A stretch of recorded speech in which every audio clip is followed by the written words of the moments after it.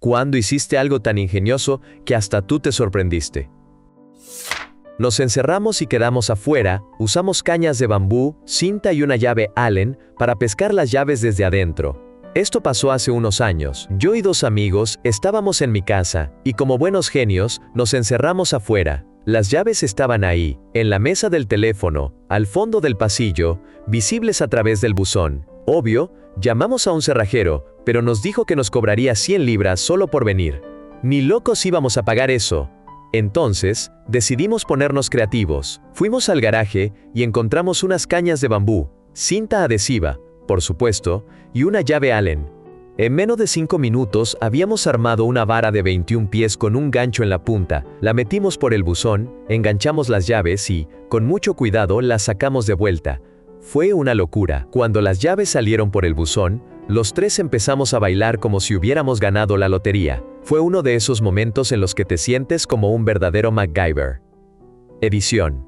Nunca subestimen el poder de la cinta adhesiva y un poco de ingenio.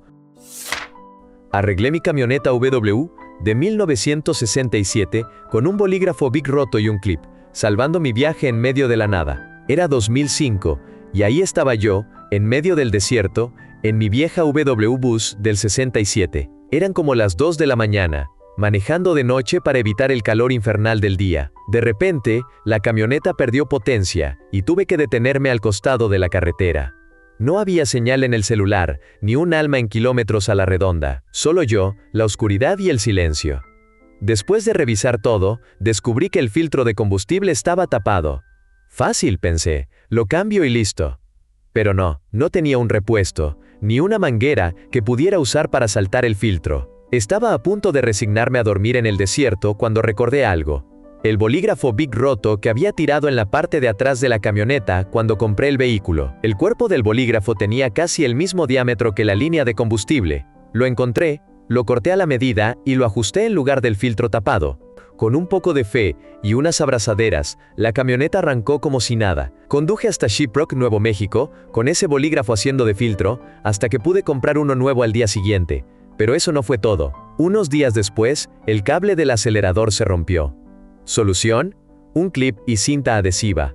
Esa camioneta era un desastre, pero siempre encontraba la manera de seguir adelante. Nunca subestimes el poder de un bolígrafo roto y un poco de ingenio.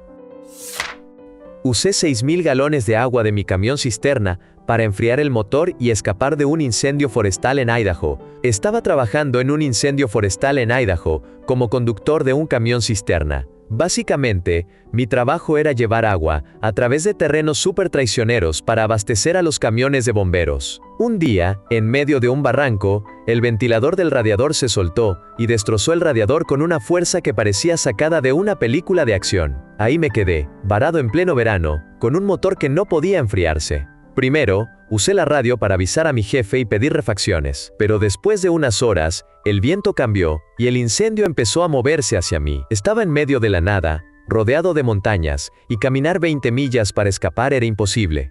El fuego avanzaba rápido, y yo no tenía muchas opciones. Entonces, recordé que tenía 6,000 galones de agua en el camión.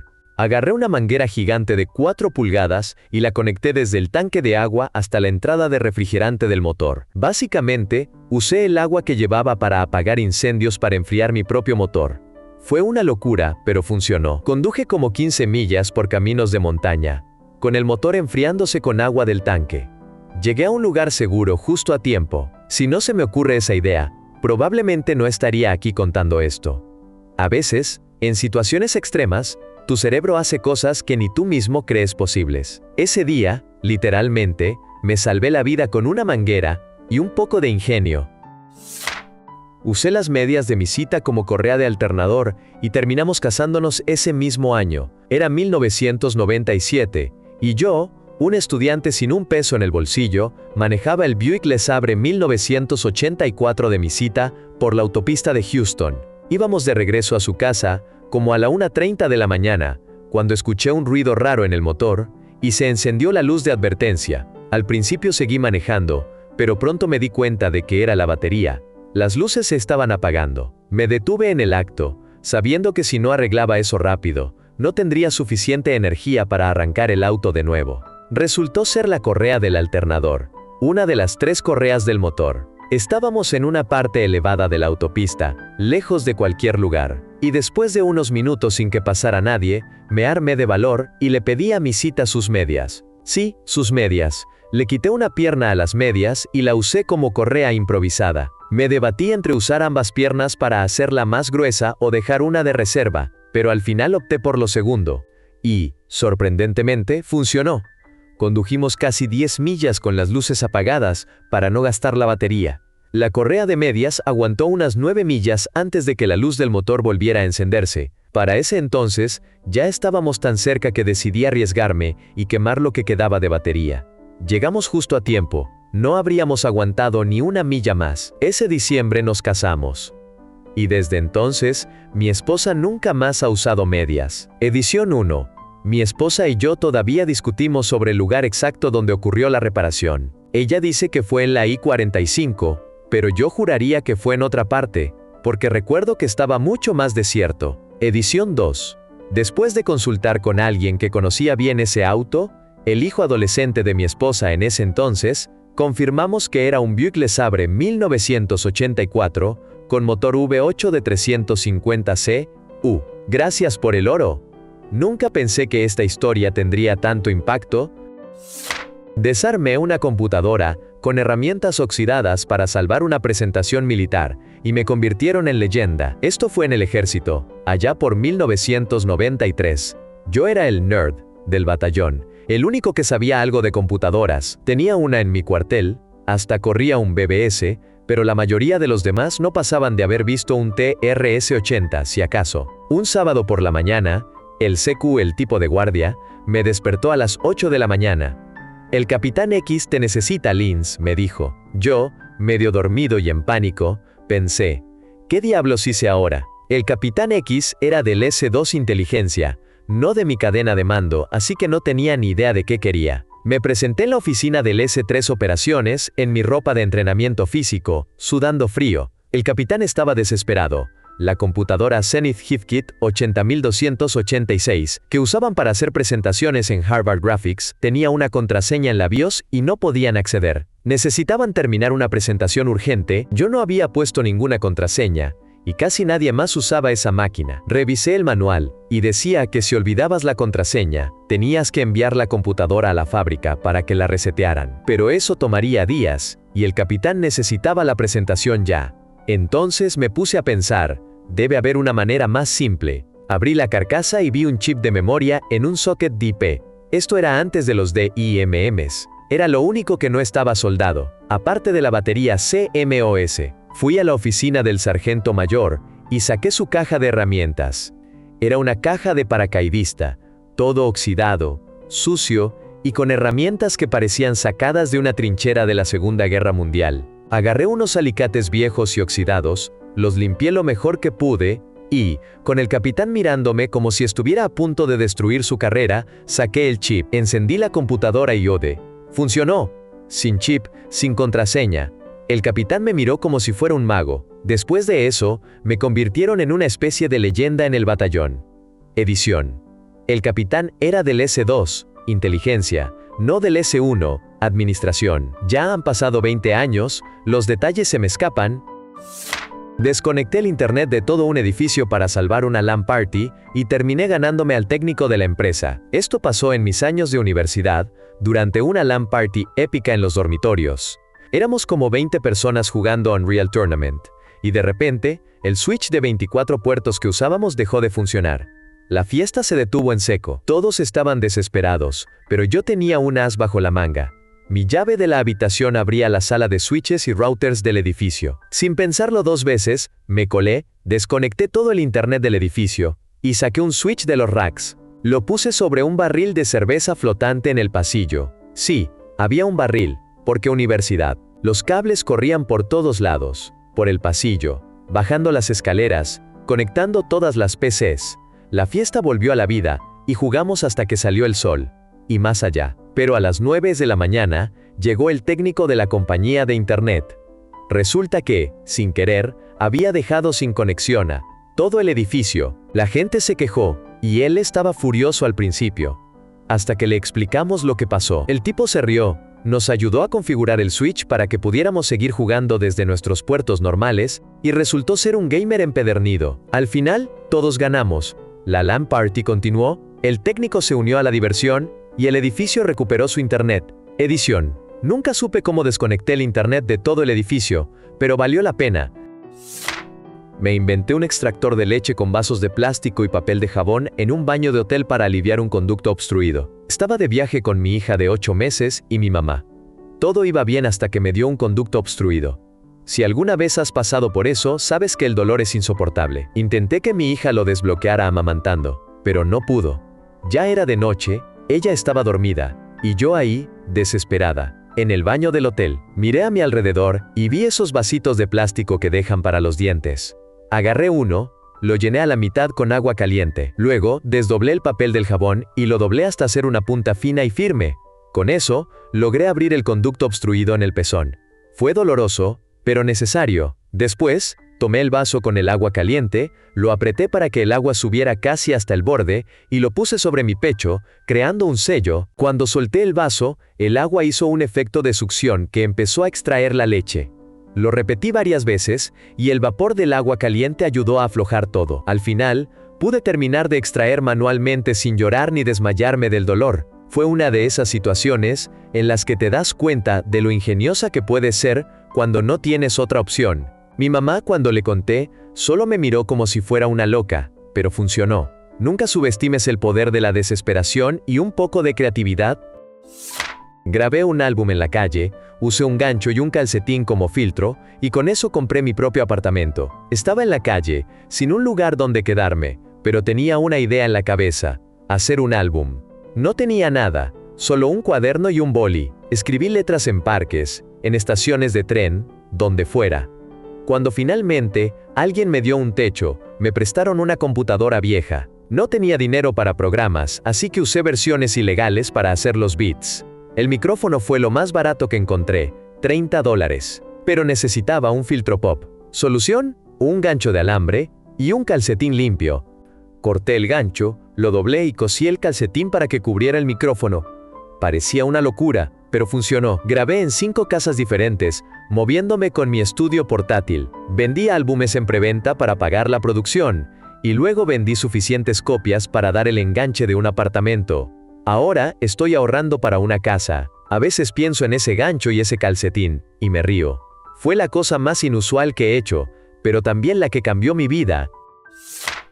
Usamos un alambre de escombros para intubar a un bebé tras un terremoto en Haití. Esto fue en Puerto Príncipe, Haití, después del terremoto de 2010. Estábamos en medio del caos total, sin equipo médico decente, y de repente nos traen a un bebé que no podía respirar. Necesitábamos intubarlo, pero no teníamos un estilete, que es básicamente una herramienta esencial para eso. Miré alrededor, y lo único que encontré fue un pedazo de alambre oxidado entre los escombros. No era lo ideal, pero era eso o nada. Lo limpié lo mejor que pude con lo que tenía a mano, y lo usamos para guiar el tubo. Funcionó. El bebé empezó a respirar de nuevo. Fue una de esas situaciones en las que no tienes tiempo para pensar en lo correcto. Solo haces lo que puedes con lo que tienes. A veces, en medio del desastre, la creatividad es lo único que te salva.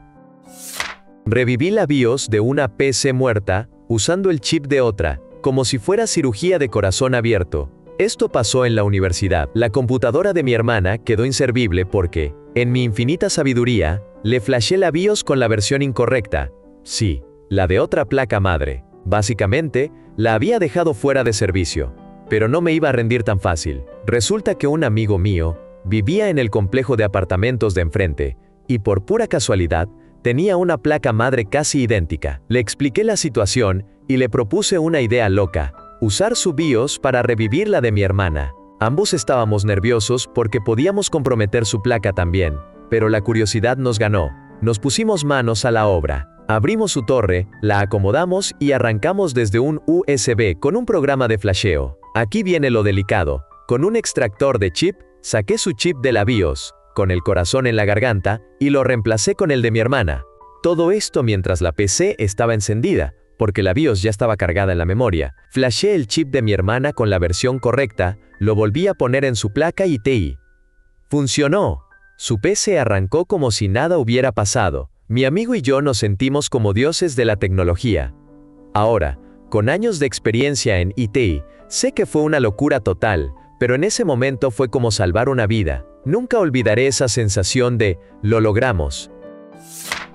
Hice un detonador remoto, con un blimp roto y luces navideñas para lanzar fuegos artificiales desde una balsa. Esto pasó hace unos años, cuando un amigo y yo decidimos que queríamos lanzar fuegos artificiales de manera épica. Teníamos un pastel de 500 gramos con una mecha medio sospechosa, así que pensamos, ¿por qué no hacerlo remoto y sobre el agua? La balsa era nuestra creación anterior, básicamente una plataforma de buceo con un estéreo gigante alimentado por una batería marina. Le quitamos todo lo innecesario, pusimos la caja de fuegos artificiales en el centro y la empujamos hacia la bahía. El detonador fue lo más ingenioso que he hecho en mi vida. Usamos la placa de circuito de un blimp de control remoto, que ya no funcionaba. Sacamos el alambre de nicromo de unas luces navideñas viejas y lo sujetamos con grapas a un trozo de madera. La mecha del fuego artificial quedaba justo debajo del alambre. Cuando apreté el botón del control remoto, que originalmente era para encender los motores del blimp, el alambre se calentó, encendió la mecha y ¡boom! Una serie de explosiones iluminaron el cielo. Fue glorioso, como una película de acción. Lo mejor fue que todo funcionó a la primera. Aunque, pensándolo bien, fue una locura total. Pero hey, si no te arriesgas, ¿cómo sabes que puedes hacer estallar cosas con un blimp roto y luces de Navidad? Edición. Sí, sé que fue peligroso, no lo hagan en casa, niños. O en una balsa. O en cualquier lugar realmente. Me caí por un acantilado. Me cosí el pecho con un kit de costura y los médicos alabaron mi trabajo. Estaba de mochilero en medio de la nada, disfrutando de la naturaleza y sintiéndome todo un aventurero. Todo iba bien hasta que, en un descuido, resbalé y me despeñé por un acantilado. No fue una caída larga, pero suficiente para que una roca afilada me abriera el pecho como si fuera una bolsa de papas. La herida era profunda y sangraba bastante. Lo peor, estaba a 2 días de caminata de cualquier ayuda médica. En ese momento, el pánico intentó apoderarse de mí, pero recordé que llevaba un pequeño kit de costura en mi mochila. No era gran cosa, solo hilo y aguja, pero en ese momento fue mi salvación. Me senté en el suelo, respiré hondo, y me preparé mentalmente para lo que venía. No voy a mentir, coserme a mí mismo fue una de las cosas más dolorosas y surrealistas que he hecho en mi vida. Cada puntada era una agonía, pero sabía que si no lo hacía, no iba a llegar vivo a la civilización. Después de lo que pareció una eternidad, logré cerrar la herida. No era perfecto, pero al menos dejó de sangrar. Caminé esos 2 días con el pecho adolorido y la constante preocupación de que los puntos se soltaran. Cuando finalmente llegué a un hospital, los médicos no podían creer lo que veían. ¿Te cosiste tú solo?, me preguntaron. Impresionados, les conté la historia y hasta se rieron, pero admitieron que había hecho un trabajo decente. Hoy tengo una cicatriz enorme en el pecho, pero cada vez que la veo, me recuerda que, a veces, la desesperación te convierte en el MacGyver que nunca supiste que podía ser. Mi capitán salvó el barco usando sus calzoncillos como correa del motor en medio de una tormenta. Estábamos pescando cerca del complejo del túnel de Chesapeake Bay cuando el clima empezó a ponerse feo. Las olas crecían y el viento soplaba cada vez más fuerte, así que decidimos regresar. Pero, como en las peores películas, a los 5 minutos el motor empezó a fallar. Resulta que la correa del motor, un Chevy 350 de los 70, se había roto. El mar estaba cada vez más agitado. Y ya estábamos pensando en ponernos los chalecos salvavidas cuando, de la nada, nuestro capitán, con una calma que solo los verdaderos héroes tienen, se bajó los pantalones. Sí, en serio, se quitó sus calzoncillos blancos, los estiró como si fuera un profesional de la ingeniería textil, y los usó como correa improvisada para el motor. 2 minutos después, estábamos avanzando de vuelta al puerto, con el motor funcionando gracias a la correa de emergencia del capitán. Nunca olvidaré esa imagen. Un tipo en ropa interior, con cara de, esto es un martes cualquiera, salvando el día. Desde entonces, lo llamamos Capitán Comando. Edición. Por si se lo preguntan, sí, los calzoncillos sobrevivieron el viaje, pero no volvieron a ser usados. Ahora son una reliquia en el barco. Arreglé el sistema de entretenimiento de un avión con un utensilio de plástico y cartón. Me ovacionaron como héroe. Hace unos 10 años, volaba de San Francisco a París por trabajo. 1 hora después del despegue, la azafata anunció que el sistema de entretenimiento estaba caído. Imagínate, 10 horas de vuelo sin películas. La gente parecía que acababan de anunciar el fin del mundo. Yo, tranquilo, leyendo mi libro, pero después de un par de horas me aburrí. Soy ingeniero de video, así que me acerqué al jefe de cabina y le dije, «Oye, ¿puedo echarle un vistazo a tu sistema de video?» El tipo me miró como si estuviera loco, pero accedió. El sistema no encendía. Lo saqué del rack con un utensilio de plástico. Sí, un cuchillo de plástico. Noté que el rack estaba un poco doblado, así que usé un trozo de cartón doblado para ajustarlo. Lo volví a colocar, lo sacudí un poco, apreté los tornillos y... ¡Tada! El sistema volvió a la vida. La azafata anunció a todo el avión que el sistema estaba funcionando y que yo era el héroe del vuelo. Me dieron champán gratis el resto del viaje. Caminé de regreso a mi asiento bajo aplausos, saludando a mis 3 clientes que estaban sentados unas filas atrás. Ese día, fui el verdadero héroe del vuelo AF480. Y todo con un utensilio de plástico y un poco de cartón. MacGyver, cuídate. Usé un módem de 56.000 y un enchufe viejo en Serbia para acceder a internet y decidir si mi equipo debía evacuar. Esto fue en 1998, en plena posguerra de Bosnia, y justo antes de los bombardeos de la OTAN en Serbia. Éramos un equipo de 10 extranjeros, en una zona donde las noticias del exterior eran casi imposibles de conseguir. Necesitábamos saber si debíamos evacuar o no, pero no teníamos acceso a internet ni a comunicaciones confiables. Un día, me encontré con un enchufe telefónico antiguo en la pared de la casa donde estábamos. No tenía idea de cómo funcionaba, pero estaba desesperado. Arranqué la placa de la pared con las manos, saqué un par de cables retorcidos y los pelé con los dientes, gracias a años de reparar sistemas de audio de coche baratos. Luego, conecté esos cables a 2 de los 4 pines del módem PCMCIA de mi laptop. La velocidad era insatisfactoria, probablemente 28.800 bps, pero logré conectarme a CompuServe en Hungría. Revisé mi correo y le escribí a mi jefe, quien supuestamente estaba viendo CNN 24/7. Nos dijeron que nos quedáramos un par de semanas más. Afortunadamente, los bombardeos de la OTAN no empezaron hasta 1999, pero la tensión era palpable. Lo más complicado fue negociar con el dueño de la casa cuánto le debía por las llamadas internacionales. Los tipos de cambio estaban locos. Tenía una mezcla de dinares serbios, forintos húngaros, dólares y marcos alemanes. Al final, le di lo que pude, y me fui con la sensación de haber salvado el día con un poco de ingenio y mucha suerte. Edición. Sí, fue una locura, pero en ese momento no pensé en lo arriesgado que podía ser. Solo quería asegurarme de que todos estuviéramos a salvo.